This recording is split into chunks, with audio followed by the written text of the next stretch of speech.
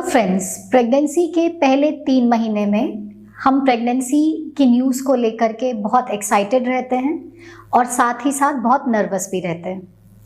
और ऐसे में अगर पहले 3 महीनों में ब्लीडिंग यानी कि खून जाना स्टार्ट होता है तो ये हमारी नर्वसनेस को 4 गुना बढ़ा देता है। प्रेगनेंसी में पहले 3 महीने में ब्लीडिंग हो रही है, हमें वैसे भी कुछ समझ में नहीं आता है क्योंकि अभी प्रेगनेंसी इतनी छोटी होती है कि ना तो पेट में दिखाई देती है, ना ही उसके कुछ खास लक्षण आते हैं। तो ऐसे में अगर ब्लीडिंग हो जाए तो हम क्या समझें, क्या इसकी वजह रहती है और हमें क्या करना चाहिए, आज इसी के बारे में हम बात करेंगे। अगर आपको प्रेगनेंसी के पहले 3 महीनों में हल्की ब्लीडिंग हो रही है तो ज़्यादातर केस में इसमें घबराने की बात नहीं होती है, क्योंकि ब्लीडिंग का जो सबसे कॉमन एक वजह है वो है इम्प्लांटेशन ब्लीडिंग, यानी कि जब गर्भ बच्चेदानी के ऊपर चिपकता है, उसको ब्लड सप्लाई चालू होती है, वो आगे बढ़ना स्टार्ट होता है, तो कभी कभी इस प्रक्रिया के दौरान कुछ खून की जो नसें होती है वो खुल जाती हैं और उसकी वजह से थोड़ा सा ब्लीडिंग होता है।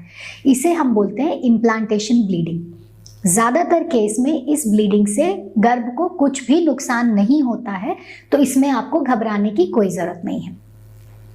कभी कभी ब्लीडिंग की वजह खराब प्रेगनेंसी भी होती है। अगर बच्चेदानी में पनपता हुआ गर्भ ठीक नहीं है, उसकी अंदरूनी बनावट ठीक नहीं है, तो कुदरत कभी भी खराब गर्भ को आगे बढ़ने नहीं देती है।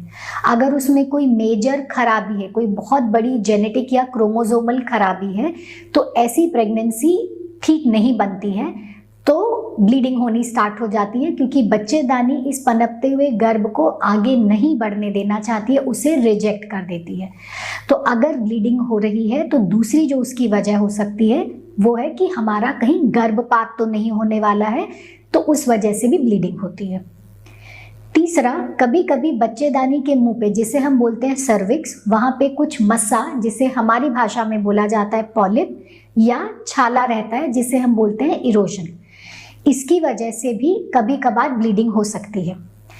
गर्भावस्था के दौरान बच्चेदानी के अंदर खून की सप्लाई बढ़ जाती है, बच्चेदानी के मुंह पे जो ग्रंथियां होती हैं उसका भी सप्लाई, उसकी सिक्रीशंस, उससे निकलने वाले जो पदार्थ होता है वो भी बढ़ जाता है, बच्चेदानी का मुंह सॉफ्ट हो जाता है।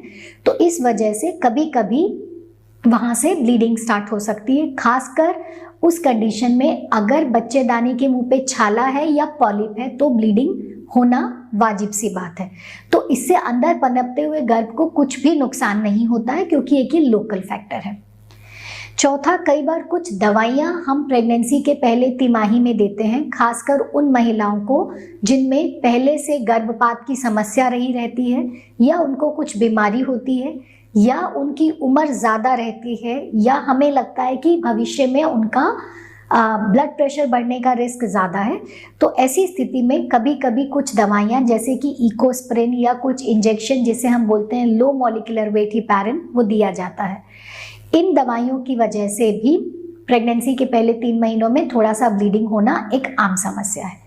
तो ये कॉमन कारण है, implantation bleeding, abnormal pregnancy, cervical erosion, या बच्चेदानी के मुंह पे पॉलिप का होना, या कुछ दवाइयों की वजह से पहले 3 महीनों में ब्लीडिंग की समस्या होना। तो आपको इसमें घबराने की बात नहीं है। अगर आपको ब्लीडिंग थोड़ी बहुत हो रही है तो एकदम से आपको दौड़ते हुए हॉस्पिटल में नहीं भागना है। आप बिल्कुल रिलैक्स रहिए, थोड़ा सा शांत हो जाइए और अपने डॉक्टर से बात करके अपनी अपॉइंटमेंट फिक्स कराइए। हाँ, अगर आपको ब्लीडिंग बहुत ज़्यादा हो रही है या उसके साथ में बहुत तेज़ पेट में दर्द हो रहा है तो ये इमरजेंसी है।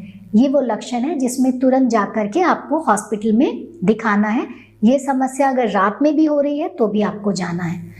बाकी की स्थितियों में आप इंतज़ार कर सकते हैं, आराम से वेट करिए, रेस्ट करिए, शांत हो जाइए और उसके बाद जाकर के अपनी डॉक्टर से मिलिए। इस दौरान आपके डॉक्टर सबसे पहले आपको एक अल्ट्रासाउंड या सोनोग्राफी कराने की सलाह देंगे, क्योंकि पहले तिमाही में अंदर पनपता हुआ गर्भ ठीक जा रहा है या नहीं, उसके अंदर में कहीं कुछ ब्लीडिंग तो नहीं हो रही है जिसकी वजह से गर्भपात हो सकता है, जैसे हम बोलते हैं कि रेट्रोप्लेसेंटल ब्लीड, वैसा कुछ तो नहीं है, बच्चे की धड़कन अंदर कैसे चल रही है, ये सब जानने के लिए सोनोग्राफी एक इम्पॉर्टेंट जांच है और ये हमें करानी चाहिए, और इसी के बाद ही हम जान सकते हैं कि क्या वजह है ब्लीडिंग की, हमें इसमें घबराने की बात है या नहीं, गर्भ अंदर सुरक्षित है या नहीं, और आगे हमें किस तरीके से इसमें इलाज करना चाहिए। अगर आपको मेरे द्वारा दी गई जानकारी अच्छी लगती है और आपको लगता है कि ये आपकी हेल्थ पे कुछ पॉजिटिव चेंजेस ला रहे हैं,